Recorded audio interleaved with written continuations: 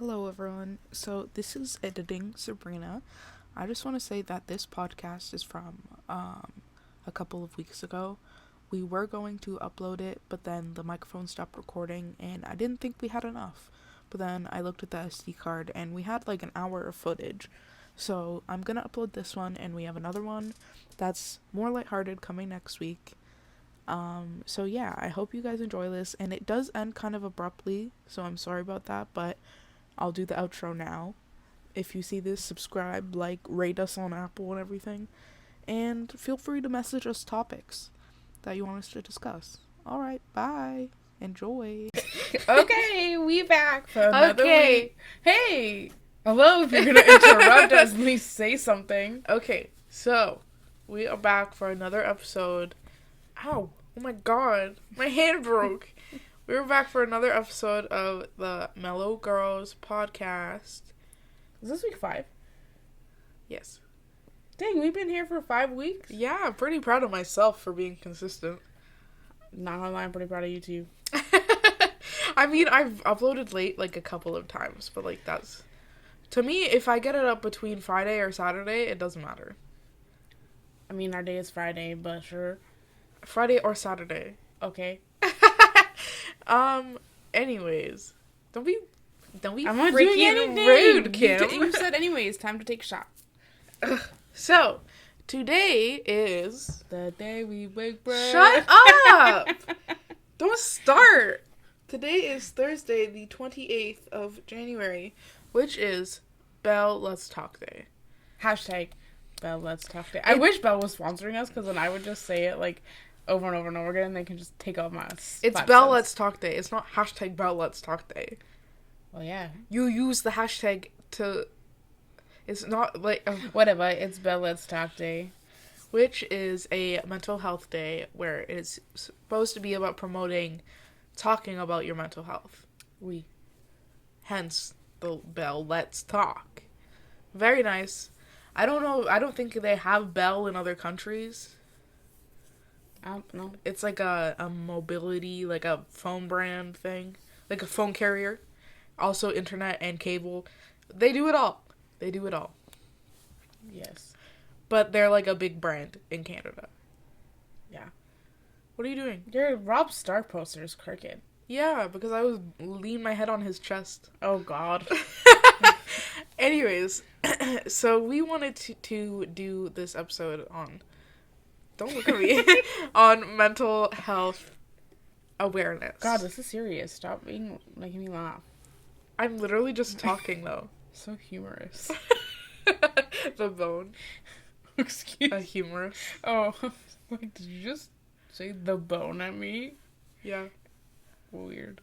Anyways, so I feel like I've been very open in the past couple years. Stop looking directly at me. I'm literally in a conversation with you. What is your problem? I feel like I've been very open the past couple years about my mental health struggles. It was something I was very ashamed about for a long time, but recently I've discovered there's nothing to be ashamed about, and if you're a voice of not so much reason, but if you're a voice who's open to talk about stuff like that, it opens a lot of doors for other people too. Like, I've had a few people I went to like high school with message me and be like, oh, wow, that helped me with this, blah, blah, blah. Said it all in one breath, eh? Yeah. But anyways, because the whole quarantine and COVID situation is obviously still going strong, I think that mental health has taken a toll for a lot of people. It's been on the back burner. So I wanted this week for us to talk about that. Mm-hmm. Because you've been open with your own mental health struggles on YouTube recently. Yes. And pause. A lot of people, I find, maybe it was just like a 2020 thing. Hopefully we can leave this in 2020. People would... As is 2021. Yeah, I'm saying leave it in 2020. Yes. People were saying, like, oh, you self-diagnose stuff, like, to people online talking about stuff. Mm-hmm. I knew I had anxiety before it was, like, diagnosed to me. Yes. Like, not everyone has access to doctors as easily as you do. Mm-hmm. And before you come for either of us, I will openly say it right now. I was diagnosed by a psychiatrist. Yes. I was prescribed. I'm on antidepressants. Like, I'm not out here pretending to be an expert or just like some self-diagnosed person. Yes. But if you are self-diagnosed too, one, try and get professional help because it will help more. But two, don't like let other people belittle you because your emotions are still valid. Exactly. And you know you best. So if you feel that you fit the symptoms that you see online about what anxiety or depression or any other mental illness, and you fit that, then you know you best and you know how you feel every single day. So let that be a start for you, and let that be a conversation that you have with professional help, and opening that door as to what you think you may have or what you may struggle with. Yes. So, yes. And also, yeah, as I was saying, like, I've been an advocate for mental health for many, many years as seeing someone very close to me struggle, and being that and having that conversation and being on the outside of it, and how you can support those who struggle, and like how you can open conversations, and how you can like learn certain terms that may not be appropriate because you never know who's around you. I've always been that person, but in 2020 was the year that I personally dealt with my own battles and my own struggles, and that was like one of the hardest things that I had to deal with. And if it wasn't for my support system and like my sister and my mom, I didn't want to call my doctor and get a diagnosis. And I think that's the problem, is that when you're in the middle of your own shit, is that you kind of, for me, I was like in denial. I was like, I'm totally fine. Like I was like that burning dog, that meme that was like, this is fine.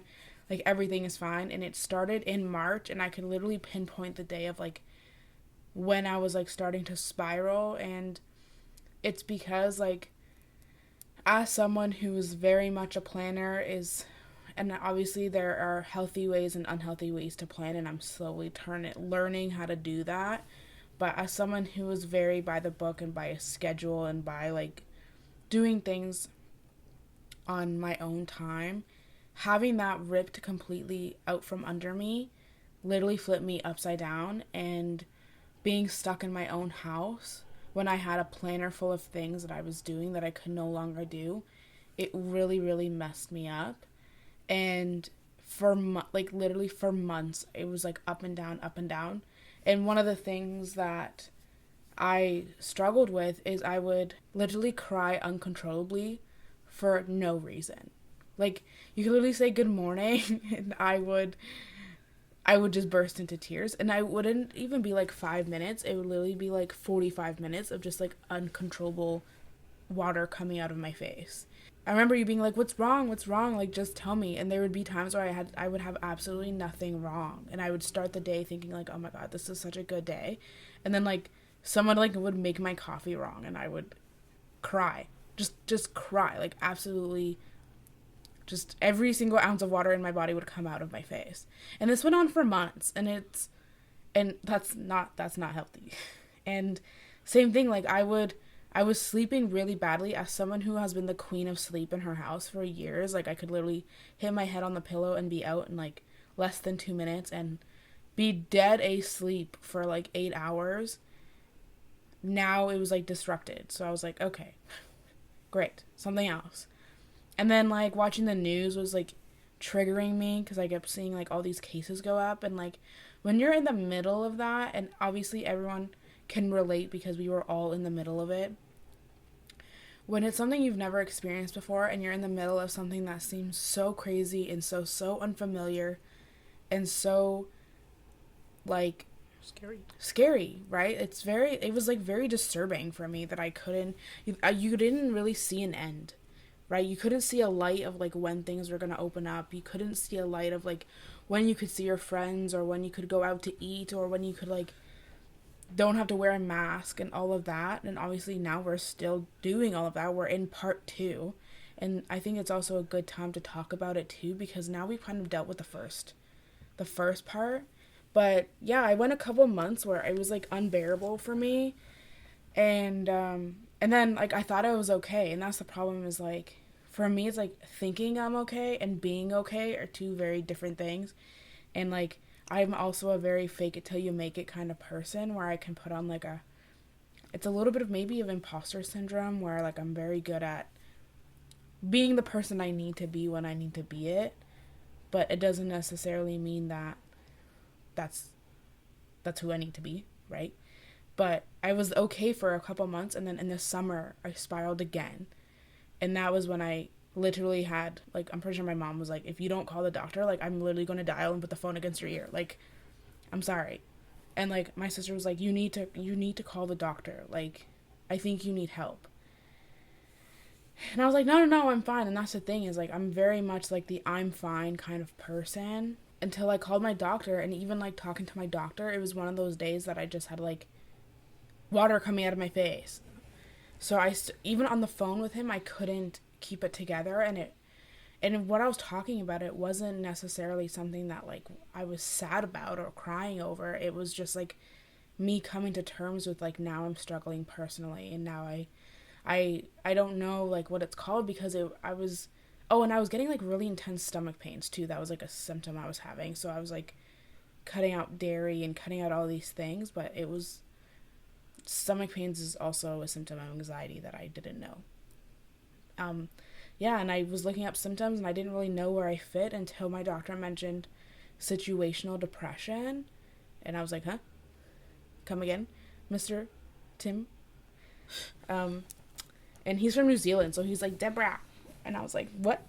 Um, and he said like basically when there's large amounts of stress in a situation, your body that's your body's way of reacting. So my body's way of reacting was just flipping my mental health upside down and making me cry and making me want to stay in bed and not sleep.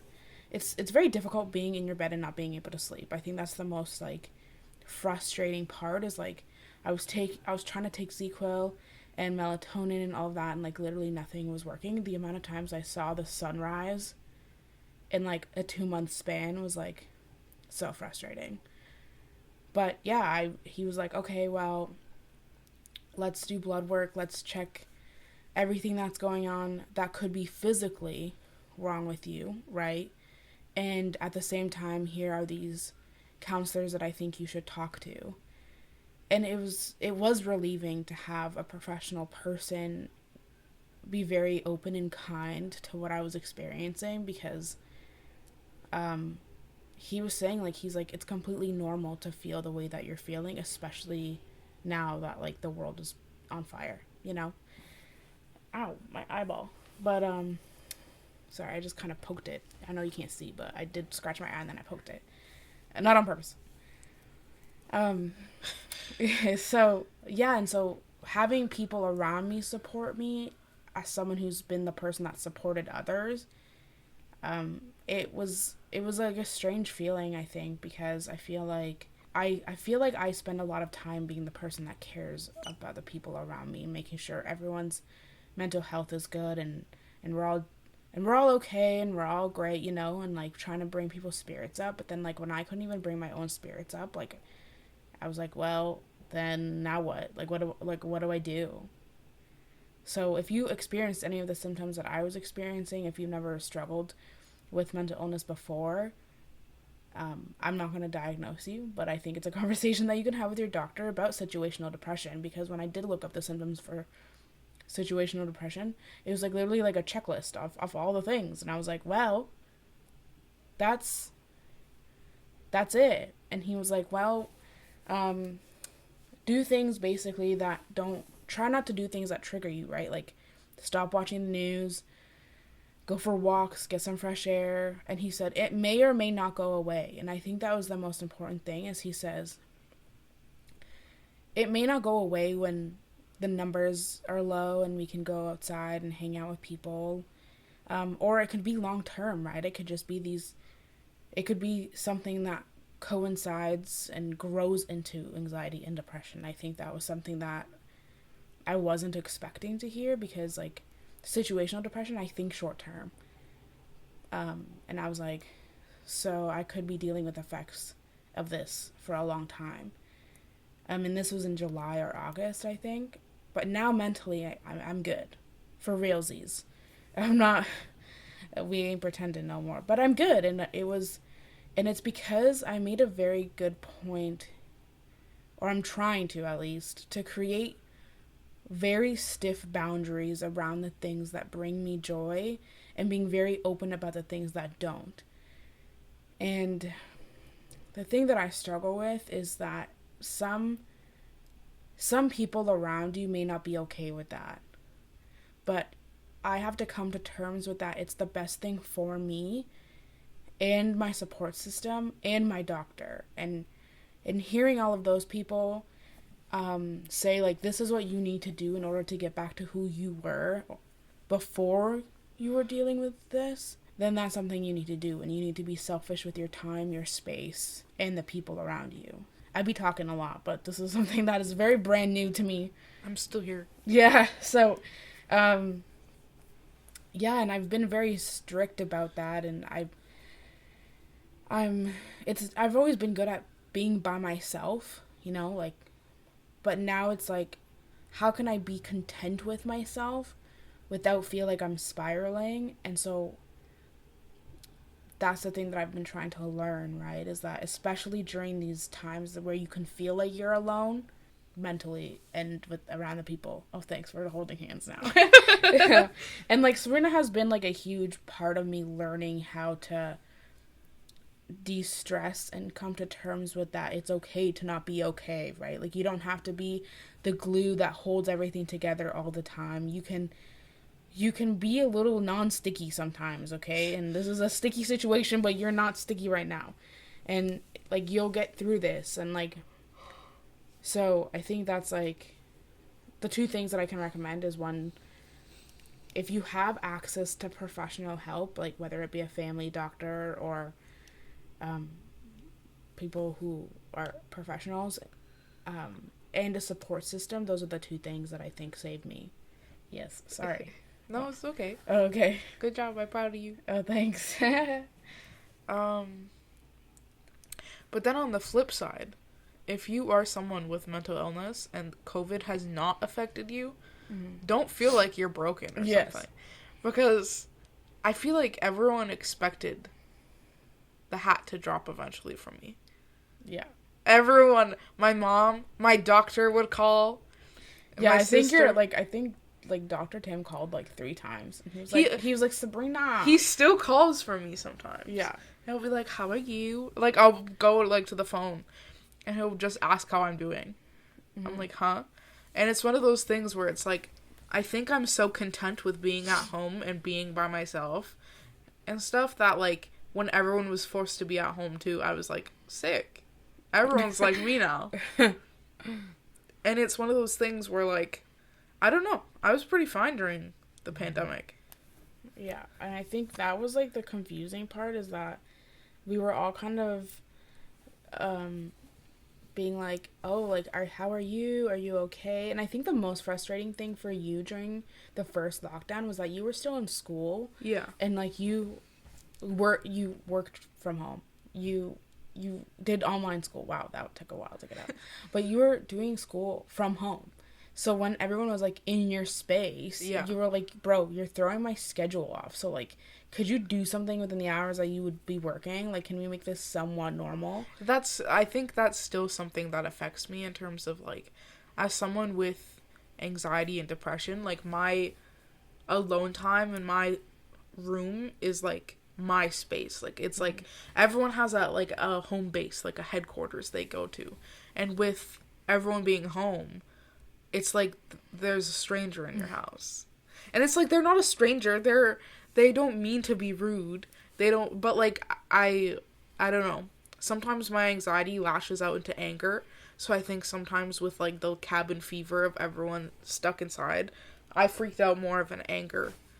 I got angry anxiety, not crying anxiety, which usually I get crying anxiety. I'm gonna keep it real. And I get angry. I'm a crier. I'm a baby.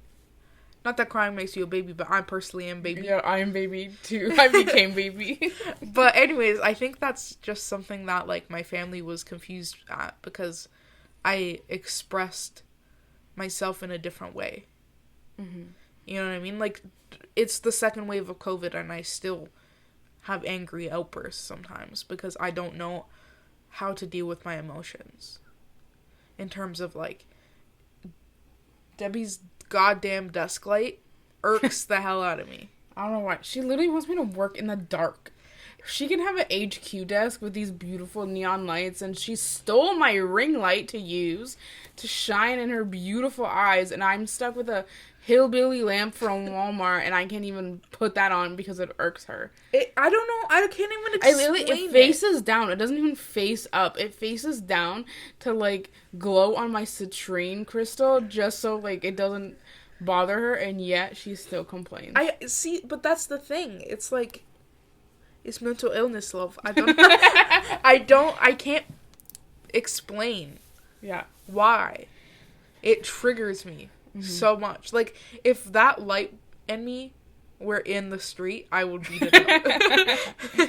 Like, yeah. That light is the cause of COVID in my eyes. Oh my gosh. It's literally done nothing but light up the room. And I'm like, yeah. It's on site. And light up, like, not my eyes, like, struggling. And she's like, I don't care. I'd rather you burn your eyes off. She straight up just inhaled her yawn. Because it's rude, so I gotta, like, suck them up. But yeah, and I think mental health-wise, something I've been struggling with during the pandemic is, like, too many emotions. Like, I feel like I'm like a teaspoon with a cup of emotions. I can't scoop them all up. I'm a teaspoon. Duh. Right? So then, like, I have a journal, which I think has helped me recently in getting, like, my emotions down. Because there's literally... Sometimes I feel so much emotions, I don't know what to do, and I just have to, like, lay down. I'll have to be like, goodbye, family. And I will just have to, like, lay down and have a nap. Because there's, like, too much happening. And I don't know, like... Yeah. And, like, people are like, what's wrong? When I start getting, like, irritated and whiny like a baby. But, like, I genuinely don't know what's wrong. I'm just feeling lots of things. Like, my sock is bothering me. My hair is hurting. Debbie's light is looking at me. Yeah. That's something where it's like, it wasn't COVID that became a problem for me. It was everyone in my business that became a problem for me. Yes. Where, like, COVID, obviously I'm still, like, stressed. I'll have moments where I'm like, oh my god, a virus. And, like, yeah. But I'm more scared of, like, the prospect of an apocalypse than, like, the virus itself. Yo, straight up, like, guys, hear us out for a second. Like, coronavirus is scary, and I'm not belittling any of the things that have happened and all of that. But, like, dead people roaming around with, like, a possible missing eye or, like, missing arm trying to get me and munch me and make me one of them, that's just terrifying. But I'm saying, I get more scared because I'm like, what if COVID is the virus that leads to the apocalypse? Okay, let's not put things in people's brains No, like mine. no. I won't sleep. No, that's what my intrusive thoughts are. I have very intrusive thoughts. I didn't realize there was a name for these thoughts until recently. Intrusive means don't belong in there. No, but, like, if I'm, like, walking down the street and I see an old man, it's like, push him in the street. Like, if you haven't thought about that, have you ever seen people, like, gardening and you're like, what if I just kicked you? Right? No, but I'm saying I didn't realize they had a specific name. Because, like, I always thought I was crazy because I get thoughts like that all the time. Mm-hmm. And I was just like, I'm depressed. I got dark thoughts. Like, my mind be dark. Yeah. But then I'm like, oh, word. Other people think about this? Other people be thinking, like, what if I just dropped a brick off my balcony? What if there's people looking? Not her covering her mouth. But, yeah, mental health-wise, it's one of those things where, like, I was fine. But I also wasn't. Mm-hmm. And I found, like, 2021, it's like, I'm fine, but I'm also not fine. That's something I've been dealing with for, like, the past month in terms of I feel fine. Mentally, I'm fine, but I'm not leaving my bed. I have, like, no motivation to, like, take care of myself. Mm-hmm. Which, like, isn't fine. but mentally there's like tumbleweeds going on in my head. Like there's nothing Yeah. wrong with me. I think the important thing about what you're saying, though, is the fact that you're aware that Yeah. it's not fine. Where I think a few years ago, you wouldn't have cared. Like, you would be like, well, this is what it looks like. Yeah. But the fact that you're aware of something isn't fine and what is fine is, like, huge growth. Yeah. In your journey with mental health. And, like, that doesn't come easily. Yes. Like, I was diagnosed with mental illness when I was, like, 15. Mm-hmm. So it's been, like, 6 years. Yes. But I've been struggling with those same symptoms for longer than that. Exactly. You know what I mean? Like, I have no doubt in my mind I had, like, child anxiety and, like, depression. But it was one of those things where no one talked about that. So it's, like, taken me 6 years on medication to look at my own triggers and, like, find my own ways to cope. That was one of the questions that we had, by the way. Oh. And we did a question sticker, and by we, I mean Debbie, because, like, my followers, low-key, like, don't ask questions. Cheers to people who do ask me questions. One of the questions from Stephanie was, what are your attitudes towards medication? That's why I brought it up, because I read that question. So, everyone's different. Mm-hmm. And not to say that I was being, like, belittled, but when I was 15 and I went to my doctor crying and was like, hey, yo, I think I have anxiety. There's something up with me. He didn't want to put me on medication right away. He thought it was, like, something that could be fixed hormonally. In terms of, like, I was on, like, fish oil pills, some other pills. He had me, like, check my iron and stuff and my B12. And then nothing got better until I was on antidepressants. Mm-hmm. And it's like, if it works, it works, in my opinion. There's definitely people that take the natural route. Like, I've never had, like, what is it, CBD? Yeah. I've never tried, like, that stuff, but then maybe it would work for me. And it's, like, a natural thing. Do you know what I mean? Yeah. But I'm saying it depends on, from person to person. Where personally, I needed Prozac to calm me down. Like, I take 3 Prozacs a day. Mm-hmm. And I still have some days that are better than others, but I notice when I don't take it. I'll be, like, unexplainably shaky and, like, just, like, on edge. But the fish oil pills did nothing for me. Yeah, and I think the reason, and this goes back with the idea that mental illness is very taboo, right? Because when you begin talking about mental illness and ways that you can cope, medication does come up.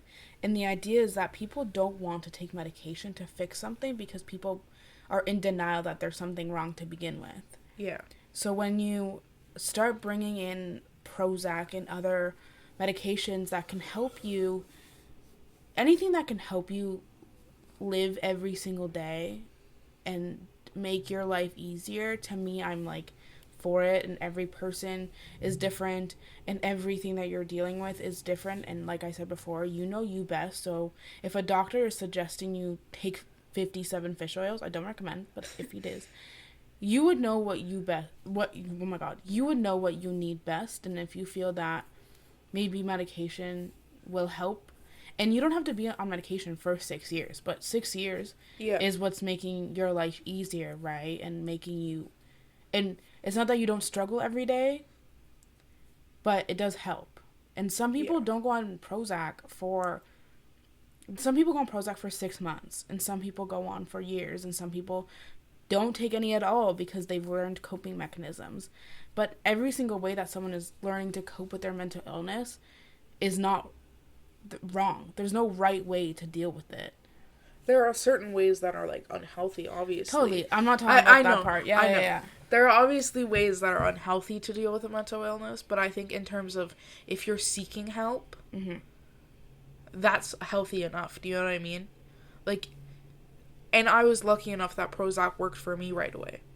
Like, I've only been on Prozac. I haven't tried, like, Lexapro and Zoloft and all the other... Yeah, and there are, like, I see a couple of girls on TikTok who are in recovery of ED, and they have been on different kinds of medication because those medications aren't helping them, or they've been an inpatient and because they're struggling. And they have been very honest and open. And the thing I really appreciate about TikTok, side note, is that these are young girls who are like 17, 18 years old, who are being very open and very vulnerable on a very public platform that is very open for criticism and ridicule. And they are taking heat, obviously, because haters are everywhere, no matter what you're doing, good or bad. And they are being very open with their struggles. And that is something that is very beautiful to see, because when I was 17, I can bet that there was kids roaming around the hallways of my high school that were struggling every single day, and no one was being open about it because it was still very taboo 10 years ago in high schools. So, but yeah, and Prozac may not be the first or the last thing that you try, and when I was speaking to my doctor in the summer, he said, let's test your iron and all of this, because like we anemic sisters, we may be mellow, but we anemic.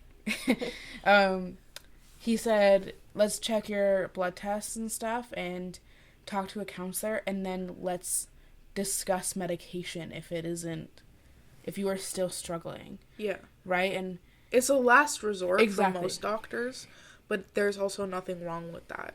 Yeah. And it's like my own mental illness, it's been like after years of having tests and everything done, like ECGs, blood tests, like they check in my mental worms. Have you seen that TikTok where it's like, listen to my worms, and then it's like and like they put the camera to their head and then they're like, I love those guys. Anyways, they be checking my worms. And it's like my mental illness is like hormonal. Yeah. Like, it's like 100% a chemical imbalance in my head. And, like, unless people are injecting the chemicals back into my dome, I'm probably going to be like this for, like, ever. Yeah, and I think that another thing, especially with women, is what I'm learning, too, is around my period and around your period, I feel like our emotions and our hormones, obviously, it's very heightened. So you don't really realize, like, how intense, like, intrusive thoughts can be, or how intense, like, your anxiety can be, or your depression. And it's not, and obviously, like, during your period, you're like, oh my god, I just want to lie down, and, like, all this because I have a cramp. But at the same time, like, I also feel very mentally tired during my period or around my period, because it's like, not only am I dealing with possible chemical imbalance, right? But I also have these, like, hormones that are fighting each other, right? Then I also have the possibility of my uterus shedding at any possible moment for the bonus of me not being pregnant. Like, how is that okay? Right? And this is by all means not to belittle the heat that men get with mental illness, because that's a whole topic in itself. And we can touch base on that, like, today. But I find that you only get, like, me personally, a 1 week grace period of me feeling somewhat normal. And then next thing you know, it's like pre-period and then period and then aftermath of getting my butt kicked. So, and it's one of those things where it's like, because my doctor and I are, like, on the, like, we know the fact that, like, my anxiety and stuff does stem from hormones. I brought it up to him, like, when I am PMSing, it's literally, like, hell week. Mm-hmm. Because, like, mentally, I literally have the darkest thoughts. I cannot leave my house or my bed or do anything for, like, 3 weeks. Because it's, like, premenstrual cycle, menstrual cycle, post-menstrual cycle. And then the 1 week, I just have my general mental illness issues. Yeah. So, like, I've tried stuff. He put me on birth control at some point, but then I was bleeding out and dying, and, like, I stopped taking it. And then he checked, like, for PCOS. Yeah, he got, like, hella mad at me, low-key, because I stopped taking my birth control. But I was profusely bleeding, like, a lot. And so I was like, this ain't right, honey. And so I stopped taking it, and he got a little cheesed. But, like, I again, you know yourself better than any doctor. Yes. And I was like, Miss Girl, this ain't good. And, like, if you have to wear, like, 2 overnight pads at once because you bleeding so goddamn much. Yeah, for, like, 5 days in a row. And I was like, dead. But, like, do you know what I mean? Mm-hmm. Like, it's like a hormonal thing. And again, with men have their own hormones that I'm not specifically well-versed on. Yeah. I should probably look into. Y'all got, testosterone? Yeah. Testosterone? Testosterone. Testosterone? Testosterone? Testosterone. There's another T in there. Testosterone. Yeah. Okay.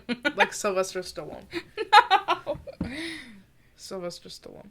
Why are you staring at me while you say it so intently? Is he coming or something? The Balboa King is on his way? Yeah, he wants to talk about his mental health. I would love to talk to him, especially during his time during Rocky. Yeah, he was probably mentally ill. Hey, oh my god, we're gonna manifest this. We're gonna have the Sylvester Stallone on our podcast one day. Yeah. It's gonna be so great. We can talk about testosterone with Stallone. Testosterone. Yeah. And I... That's what I was trying to get at. Yeah, I saw this thing today, obviously with it being Bell Let's Talk Day, and how the importance of mental health surrounding men, and it's because, obviously, we live in a crap society that puts these pressures on men of being strong and not crying and not showing emotion and being tough all the time and being this like big protector person in this like very macho masculine society, when realistically they are human beings just like us, right? You put them in an x-ray. They got the same bones, the same skull, the same everything, and they bleed just like us. And maybe not so much in a week at a time, but like, you know, you get the point. But I wish that we can live in a time where men can be very open in discussing the things that they struggle with. And I find as this conversation gets better, there are much more individual men doing it. They may not do it in their friend group, but they are doing it nonetheless. And I want to acknowledge that, and I'm proud of them because if there are any men, I don't know who listens to the podcast, but I'm very proud of you and for being open and discussing that you may be struggling, because you are not weak. You are every ounce of important as women and children and anybody who struggles. And I think that's like really amazing. And same thing, like if you need to seek help. If you have a support system, talk to them. But because it's a crap society that holds men on a high pedestal, that there can be absolutely nothing wrong with them, which is the furthest thing from the truth. And anybody listening, I want to say, me personally, on this day, January 28th, 2021, I am proud of you. No matter what you're doing. Unless it's bad. But we don't condone that. But, like, I'm proud of you. If you're in bed right now and you're listening to the podcast, I'm proud of you because you're doing something. You're listening to something. Yeah. If you driving, guess what? I'm proud of you. You driving. I can't drive. That's cool. Yeah, we're so, as a duo, We'll do some, like, proud ASMR. Yeah. We're proud of you. We're proud of you. Thank you so much for being here. You're so cool. Your life is so great. You look so pretty today. You're so beautiful. Oh my god. We're like the starfish. I like your smile. I like the laugh. We're the aquamarine. Stop! We're the aquamarine starfish. So if you ever need a little boost, let us know. We'll just make little voice notes for you. Yeah. That will be our... That will be our business. Yeah. Voice note affirmations. Yeah. You are so beautiful right now. You give the best hugs. I'm gonna give you a kiss. Are we gonna kiss right now? Are we about to kiss? Did we get any more questions? Oh, yeah. Okay, it says, Shreya the Queen says, do you find it easier to talk to strangers / impartial people, in brackets therapists, non-friends, or family, or people who close to you when you feel overwhelmed? So as someone who's gone to therapy, I'm not gonna bash my therapist.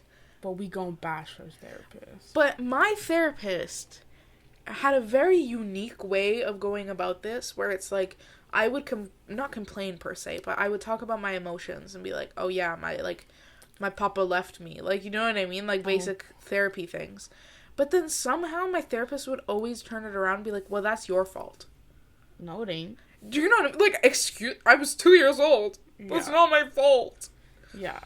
But my therapist would be like, well, like, maybe you're ungrateful for this, or I think you hold anger about this situation. Yeah, well, no doubt. Yeah, obviously I hold anger about this situation, but I'm not going to stop holding anger about this situation because I deserve to be angry about the situation. Like, wouldn't you be angry? Do you know what I mean? And she's like, well, it's been years. Okay, but I'm still... That's called trauma, sis. That's us trying to go over that. And I think, yeah, and it's like, I've heard people talk about their experiences with therapy, right? And also, do not even get me started about the lack of funding for mental health and the unreasonable ways that therapists aren't available for people who need it. And I think that's one of the things that stop people from seeking professional help, because like they can't afford it, or it's not covered under insurance, or like, you know what I mean? Like that is absolutely heartbreaking to me, that there are so many advantages to therapy if you find the right therapist. Mind you, don't, please. My therapist, here's what you're trying to say. My therapists, what they were saying ended up giving me darker thoughts than when I went in. Yeah, it did the opposite effect of what therapy is actually supposed to do. And because this person was in a professional point of view, obviously, in my head, I would be like, if I was feeling something, I'd be like, well, it's my fault. Mm-hmm. They said it's my fault, so it's my fault. And, like, it led to unhealthy coping and stuff. Yeah. So, like, if that's happening, no. Yeah, we need to do that, because you are a beautiful human being who deserves the absolute best care. And sometimes it isn't your fault. Exactly. And I want to say, like, for us and a lot of people, sometimes your mental illness can be... Oh, sorry. I hope you're okay. Unless you're speedy and you're getting caught by the police. If not... It was a fire truck. Oh, okay. I hope you're okay. A lot of the time, it's things that you deal with as a kid. Hello, childhood trauma. Welcome to our segment. And, like, something that I dealt with when I was 7 years old is not my fault. If these are grown-ass people dealing with something that they don't know how to do, and now I'm struggling as an adult. Like, yeah, as someone who's, like, a trained professional and spent, like, 15 years getting, like, 15 degrees and, like, how you can deal with people and telling them how to cope, like, don't blame something on someone who's, like, 20 who dealt with it when they were 2 years old. Like, yeah. To me, I'm like, what? And it's one of those things where it's like, she spent a lot of my sessions talking about herself. Mm-hmm. And there are some therapists who will do that. And that ain't right. Yeah, like, you would come to me like, oh, she went on a trip to Scotland. And I was like, sick, you didn't go on a trip to Scotland, so I don't know how this came up. And I was scared to tell my family that, like, what she was saying was making me feel worse, mm-hmm. because therapists are in this light of, like, oh, they're good. Therapy helps. Yeah. But that wasn't helping me. And also, how the amount of time it took to find a therapist, because, like, hello, wait times and, like, all of this stuff. The amount of time it took to find a therapist and then get to see a therapist, and then the therapist isn't working for you, and now you're like, I'm not bonding with this therapist. I felt like I was, like, ungrateful. Yeah. Do you know what I mean? Where it's like, it took so much time for this, for a therapist to, like, finally want to see you, because for some reason that, like, takes a while. Yeah. You get, like, they put your resume out and someone has to, like, scoop you up and be like, yeah, this is trauma I want to deal with. Yeah. Oh, yeah. This mental illness, I'm a professional in helping people deal with this. Huh? Right? But that was, like, a paid therapist. Like, we didn't pay for it. We got it through some other thing. But this free therapy thing, partnership program I did through the hospital, that was free for everyone, was 10 times better. Because it was a volunteer who dealt with her own mental illnesses and who gave me coping that helped for her. And it's like, whenever, like, I get, like, weird and shy in situations like that, I'd be like, oh, so, like, what about you? Like, I'd be trying to make conversation, and she'd give me a little bit of detail, but then she'd be like, bring it back to me. Like, she wouldn't start talking about a vacation in Cabo she took with her third husband. Yeah. and it was like another young girl. Like she was only a few years older than me and had dealt with things like that. And it's like, how does a volunteer? Mm-hmm. I don't know. So basically, what I'm saying is not to bash professionals, but if someone in your life struggles with a mental illness, sometimes it's better to talk to them because they have firsthand experience. Totally, and I think that was one of the reasons why I didn't seek a counselor. Yeah. One, because and also I didn't seek a counselor because, and it's like we were saying before, if you need medication, take the medication. Some people don't have the means to bounce back as quickly and as easier as other people, but I was trying very much to try and bring myself back, and I had my low-key own personal therapist at my house, easily available, that I could speak to directly from my bed. So yes, ma'am. And I think that was one of the things that was so helpful for me, and it's right, like, we're not bashing professional people, right, but I've had a few people close to me that say it took them a couple of times to find a therapist that they actually click with, because this is someone that you're going to be speaking to about, like, the darkest things that are going on in your head and some of the things that went on in your life and that you may be currently still struggling with. And you want to find somebody that you're going to feel the utmost comfortable with, not someone who's talking about the trip they're planning. And because if this was something that we had paid for, it would be very troublesome to me if you're paying $200 an hour to talk about someone who's going on vacation when it took everything in your power to get out of bed to come and see this person. Yeah. That is, like, the biggest, like, thing for me, is that if the only thing you did that day was get out of your bed and talk to a therapist, one, that is amazing. Two, I'm so sorry, your therapist actually blows and is talking about the vacation that they want to take when you haven't even been able to work. Yeah. Like, pardon me. And, like, I don't know. It's like, yeah, she wasn't a good therapist. Yeah, but she also could have been amazing to other people, exactly. Right? So, and maybe, like, teenage girls isn't her cohort. I don't know. Maybe it's women in their 40s who are having a midlife crisis that need to buy a Corvette. You never know what people relate to. But the program, One Link, right? That's what it is called. I've heard about One Link, and I've actually talked to people that work at One Link, and they are the nicest people that I've ever met, and because they genuinely care about the people. That was the volunteer program. Yeah, because they genuinely care about the work that they're doing, and they genuinely care about the cohorts that they work with. They focus on youth and teens and young adults, because when you're 17 years old, you're forced to make a decision that's going to shape your entire life. And on top of possibly dealing with childhood trauma and then possibly dealing with the future trauma that you may deal with, you know? And they are so nice and they're so willing. And the fact that it's based on volunteer service, to me, it's like those people have, like, no choice but to care about what they do, because they aren't getting a penny. Yeah. From me or anybody else. So, and I'm pretty sure it's an NGO or something through the hospital. It's something that is, like, their whole mission is to be able to help people with their mental illnesses. And, like, when I'm more emotionally sound, I would, like, love to work with them or work there, because, like, it's like the giving back thing. Like, they helped me where I'd eventually love to help somebody else, and, like, and so on and so forth. But I feel like sometimes with therapy, it's like you do become just a number in terms of, like, I think, like, one time my therapist straight up was like, "It's Sabrina, right?" Yeah. You become, like, just a paycheck to them, and that is, like, they literally look at you and they see, like, cha-ching, cha-ching, like, how many cha-chings do I have left with this person?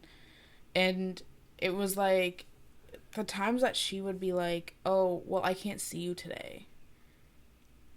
Yeah. And I was like, "Oh, well, this is, like, the only routine that I have, and now it's, like, that's messed up." And anyways, if you have a beautiful professional therapist in your life and you're allowed to hug them, thank them, write them a note, I don't know, lie extra comfy on their couch, give them a nice sweet talk.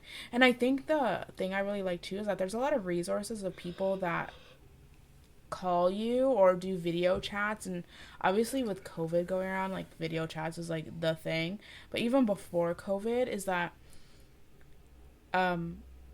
social people who struggle with social anxiety, you can't like leave your house, or it's very difficult to leave your house, and so the accommodations that are being made I think is like something super special. And one link was calling you, right? Yeah, because of my social anxiety. Yeah, and like it's not me meeting you at your level, it's you meeting me at my level. Yes. Because then I don't like, I think the thing is like you would get really anxious knowing that you're going to therapy because you're like, what? Yeah. I wouldn't sleep the night before. Yeah, but then you knew like at this time on this day, I'm gonna get a phone call, a prompt phone call. Sometimes they'd call like 5 minutes early, and my sister would be like in the kitchen getting a drink. The only thing though is the girl couldn't call one day, and then she never called again. I hope she's doing well. Yeah. But we had to cancel our call, which meant we didn't get to reschedule our call. Oh, that's weird. Yeah. That's girl, are you okay? That's suspicious. Yeah. That's weird. That's strange. Anyways. But they were very prompt and very like professional, and I think that like that's great. And there's I think there's a couple of apps too that you can like put your like therapy preferences, I think. And yeah, they have so many like online resources now. Yeah. The only thing is I wish like there was more free resources. Yes. That's the only thing. Totally. But then I know with the situation like that, it's like with free resources come people who take advantage of them. Yeah. But then it's also like there's people who need that advantage. Exactly. If you are conning a free system that is helping people who struggle with mental illness, I'm sorry, but you're a literal trash can. Like, these are genuine people who need help and may not have access to easy doctors and therapists and stuff IRL. So if you are someone who is conning the system, you are an actual garbage human being. I am so sorry. Maybe I should seek therapy for saying that, but you know what? And I also think that you don't have to have a mental illness to seek therapy. I think everyone, if you have the means, you should go to therapy. I would go to therapy if I could. You see what I mean? Maybe after everything is fine, I will seek therapy, you know? But you don't have to. Everything could be going so swell in your life, and you could seek therapy because. Yeah. And it's one of those things where it's back to the medicine thing. Yeah. Like, some people don't believe in medication, or that doesn't help them. Totally. Therapy personally does not help me when it's with a stranger, which goes back to the question that Shreya asked, where I find if I'm talking to like Debbie or my mom about something I'm feeling, it helps because I also don't have to preface stuff sometimes. Mm-hmm. I don't have to like, okay, tell me where your trauma started. Where I spent like the first few therapy sessions not talking about things I was dealing with in that moment, but digging up things of the past. Yeah. Where if it's someone you know, it's like you can be like, okay, so like James pissed me off. And then like a therapist would be like, who's James? Or W will know who James is. Yeah. And W will know why James pissed me off. Yeah. You know what I mean? I don't have to explain, like, James is, like, my annoying friend. Yeah, totally.